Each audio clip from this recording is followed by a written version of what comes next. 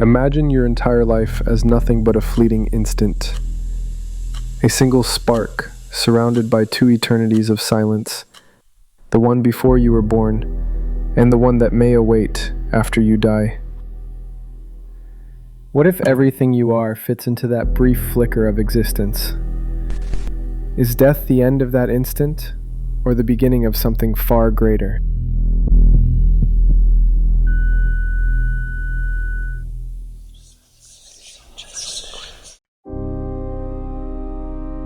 Human beings have never endured the abyss of not knowing.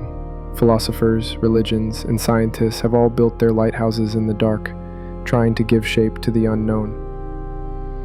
And yet the certainty remains. No one escapes death, and no one has truly returned to tell us what lies beyond. The Roman philosopher Seneca once wrote, "It is not that we have a short time to live, but that we waste much of it." From ancient Greece to modern times, death has always been the mirror in which life reveals its true face. Even the great Socrates, before drinking the poison hemlock, said calmly, "Death may be the greatest of all human blessings." For him, to fear death was to confess ignorance, because how can we fear what we cannot know?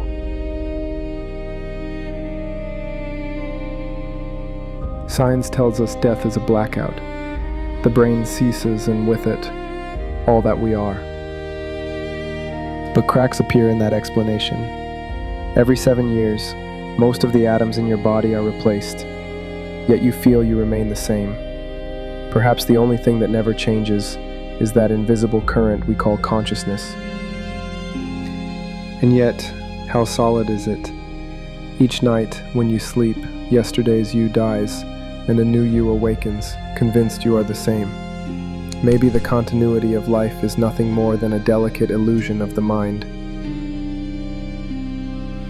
In 2014, the AWARE study led by Dr. Sam Parnia interviewed survivors of cardiac arrest. Some patients reported vivid awareness, even when their brains showed no measurable activity. One described seeing doctors working on his body from above. Such testimonies make scientists uneasy, for they pierce small holes in the veil of pure materialism. Religions have always tried to soothe this vertigo. Christianity, Islam, and Judaism speaks of judgment, heaven, and hell. Hinduism and Buddhism envision rebirth, a wheel of endless lives. And modern spirituality sees consciousness as energy, a spark that doesn't vanish but returns to the ocean of eternity. In the Bible, the Gospel of John says, "He who believes in me will live, even though he dies." In the Quran, Surah Al-Baqarah declares, "Do not say about those who are killed in the way of Allah that they are dead. They are alive, but you perceive it not." And the Tibetan Book of the Dead guides the departed through the bardo, the intermediate state between death and rebirth, like a map for the soul. All these voices, though different in culture, echo the same longing, that death is not silence, but transition. Those who came close to the threshold describe scenes that repeat themselves. A tunnel opening, a radiant light, a profound peace, and sometimes encounters with loved ones already gone. Are they hallucinations of a brain deprived of oxygen? Or fragments of a reality we barely touch? Plato, over 2,000 years ago, already wrote of a soldier who fell in battle and returned days later to describe journeys through other realms.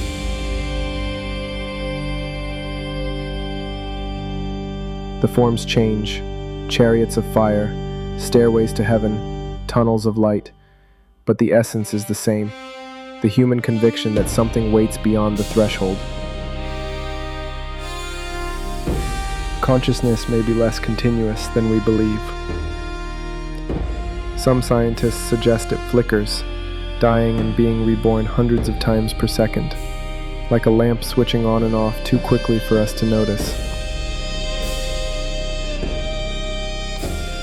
What if death were simply the last time that light goes out? Or perhaps one more time it turns on, but somewhere else. Maybe the mystery isn't meant to be solved, but to transform us. Because if death is an ending, then every moment matters. And if it is a beginning, then every moment is preparation.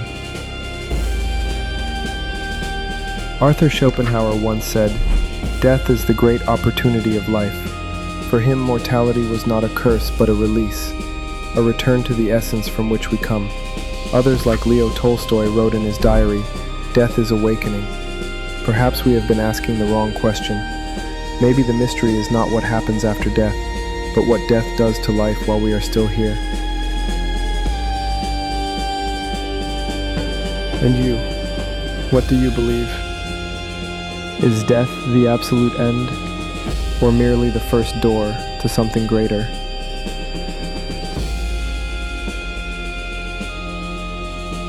If this made you think, subscribe, and hit like so we don't get lost in the vastness of the universe.